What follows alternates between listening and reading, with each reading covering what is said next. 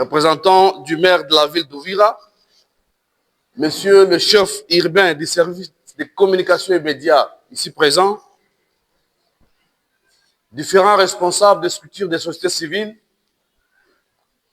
responsables des radios et médias d'information dites en ligne, mesdames et messieurs, estimés confrères, chevaliers de la plume, bonjour. L'Union nationale de la presse du Congo, INPC, étant la seule structure, la seule instance légale en République démocratique du Congo comme instance d'autorégulation, est heureuse aujourd'hui d'organiser la journée internationale de la liberté de la presse, en ce sens que nous avons réussi les mandats de par l'ordonnance de 1981 instituant les statuts du journaliste en République démocratique du Congo. Et notre charte adoptée en 2004 au centre Ghana Kinshasa nous donne l'obligation, les mandats de faire la promotion de la liberté de la presse comme notre cheval de bataille. Et ce genre d'activités s'inscrivent dans la logique de célébrer les efforts qui sont en train d'être fournis par les différentes parties prenantes qui œuvrent dans la promotion de la liberté de la presse, la défense des droits des journalistes et la promotion du droit de l'opinion. Excellences, Monsieur le ministre, Monsieur le maire de la ville, Monsieur le chef urbain du service de la communication et médias dans la ville d'Ouvira, l'Union nationale de la presse du Congo, section d'Ouvira, a à ce jour annoncé plusieurs radios et médias d'information en ligne. Cependant, depuis cette augmentation graduelle des médias et des radios communautaires, dites communautaires, nous observons de plus en plus des défis. Les défis, c'est entre autres la précarité des médias congolais. Le défi également, c'est aussi également le manque de moyens financiers conséquents pour faire travailler les médias, parce que les médias sont des entreprises et qui consomment également du financement. L'absence de partenaires d'État qui sont à mesure de financer l'autoprise en charge, ou ce qu'on appelle la prise en charge gestionnaire des radios, ce qui est un handicap financier conséquent pour faire travailler les médias, parce que les médias sont des entreprises et qui consomment également du financement. L'absence de partenaires d'État qui sont à mesure de financer l'autoprise en charge, ou ce qu'on appelle la prise en charge gestionnaire des radios, ce qui handicap, ce qui impacte négativement sur la productivité de nos médias. Il se pose aussi également un problème, son Excellence, c'est les avènements, les cycles électoraux que nous avons connus à travers la RDC, le cycle électoral de 2006, de 2011, et récemment, nous venons de vivre notre cycle électoral qui ont contribué à la multiplicité de radios créées par des acteurs politiques. Et ces acteurs politiques, une fois que la campagne est finie, pour eux, ils n'ont plus affaire à des médias. Pendant que nous recevons avec des journalistes, nous recevons avec des matériels, nous avons également l'obligation que ces radios deviennent professionnelles. Pendant que nous voulons à ce que ces médias ne puissent pas contribuer à la propagation des messages de haine, pendant que nous voulons que ces médias puissent contribuer, permettre à ce qu'ils soient des acteurs majeurs pour que la paix règne, pour que la cohésion soit préservée, nous nous heurtons à des difficultés liées à des formations des journalistes. Les journalistes méritent d'être formés et des formations sont coûteuses.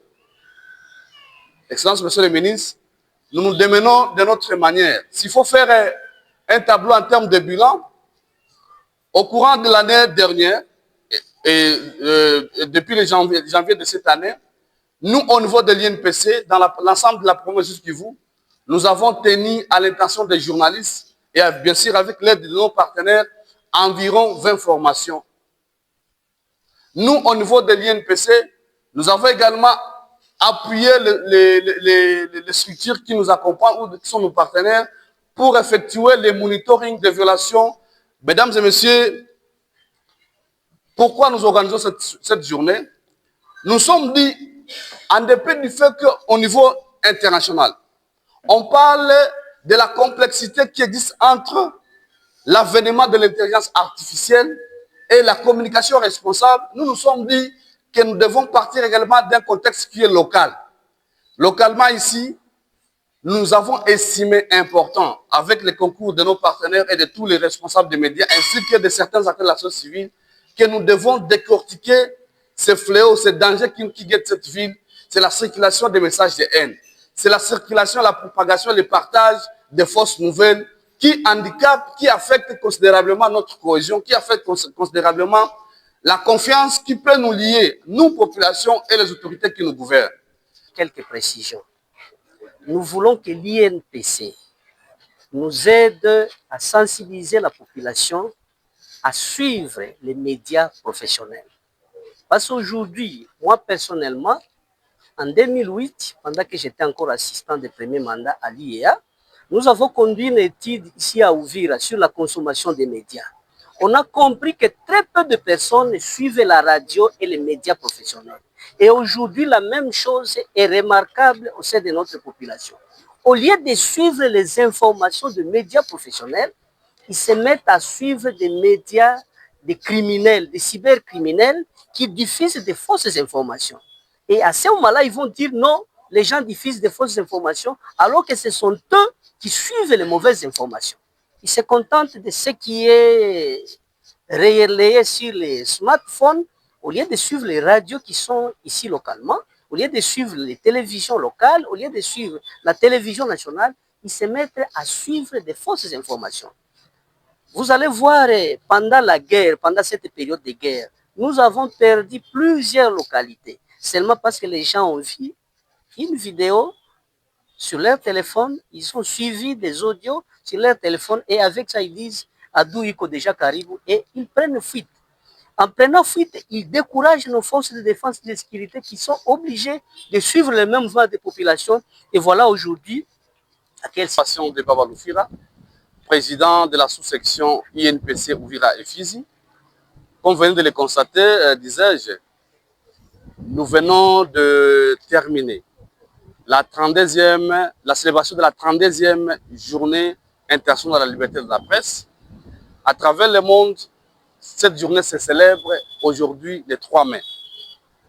Ça vient de se célébrer à Kinshasa, un peu partout à travers la RDC. Et pour le Sud Kivu, une série d'activités a été lancée à partir d'Uvira par le gouvernement provincial en collaboration avec l'UNPC et d'autres structures comme la Synergie des médias pour l'Union des forces, la Corporation des médias d'information en ligne, comme elle, l'UFMP, l'Union des femmes des médias pour la paix, l'organisation Sodecop et les réseaux des journalistes de Fizi.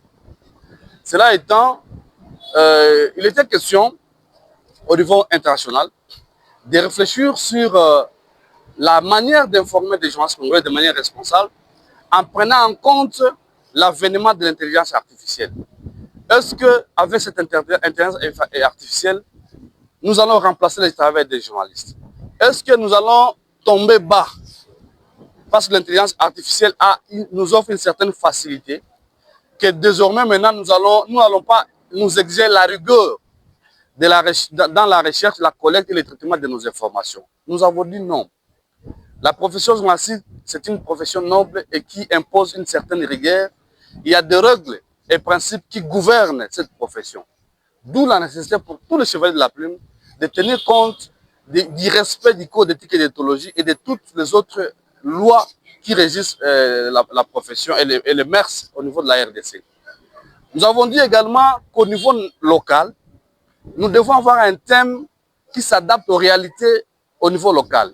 C'est ainsi que nous avons estimé important d'aborder cette célébration sous l'angle de la lutte contre les fausses nouvelles et les fake news, ainsi que la circulation et la propagation des messages de haine. Vous êtes sans ignorer que la RDC connaît une agression à ce moment et que pendant cette période d'agression, pendant cette période de crise, des fausses nouvelles ont causé beaucoup de préjudice à la République démocratique du Congo, en ce sens que certaines entités, comme vous l'avez suivi, ont été perdues, abandonnées, tout simplement parce qu'il y a une fausse nouvelle. Tout simplement parce qu'il y a eu des messages de haine qui ont circulé, et ce qui n'a pas permis à nos forces de défense de sécurité de défendre comme il se doit la patrie à certaines entités. Et donc, également, nous avons besoin à ce moment ici de la cohésion nationale, de préserver cette paix que nous avons arrachée après plusieurs sacrifices, de préserver les acquis de cette lutte que nous avons acquis depuis les indépendances. Nous devons lutter contre la circulation, la propagation des fausses nouvelles qui sont de nature à démoraliser les forces de défense et de sécurité qui sont au front, qui sont de nature à désolidariser la population des autorités qui nous gouvernent, qui sont de nature également à impacter négativement sur le développement, sur le progrès de nos provinces, de nos entités. Donc, d'où la nécessité aujourd'hui de mobiliser toutes les batteries afin que journalistes et membres de la communauté, organisations de la société civile ainsi que les autorités puissent constituer un front commun pour lutter contre la circulation des messages de haine, de fausses nouvelles qui mettent en mal notre survie, qui mettent en mal notre parti, notre patrie, qui mettent en mal notre développement. Je pense que c'est de ça qu'il était question. Alors, par rapport à la liberté de la presse, vous venez de suivre les rapports. Au niveau d'Ouvira, au niveau du Sud Kivu, il y a eu un service de monitoring. Il y a eu un service qui a été mené. Et nous avons aussi relevé qu'avec l'avènement de la guerre du M23, nous avons constaté qu'il y a eu exacerbation des cas d'atteinte à la liberté de la presse, surtout dans les parties où il y a eu des affrontements. Et donc, cette question de liberté de la presse mérite encore un travail de fond en comble, un travail à tous les niveaux. Que ce soit au niveau des journalistes, nous-mêmes devons, ce que j'ai dit, cultiver la culture du professionnalisme et de la responsabilité sociale dans nos métiers. Cela nous évitera des problèmes et des conflits inutiles. Et cela également nous obligera à tenir compte de la sensibilité au conflit. La responsabilité sociale des journalistes, ça veut dire tout simplement que les journalistes, avant de publier une information, avant de partager une information, se rassurent des conséquences qui peuvent découler de cette publication.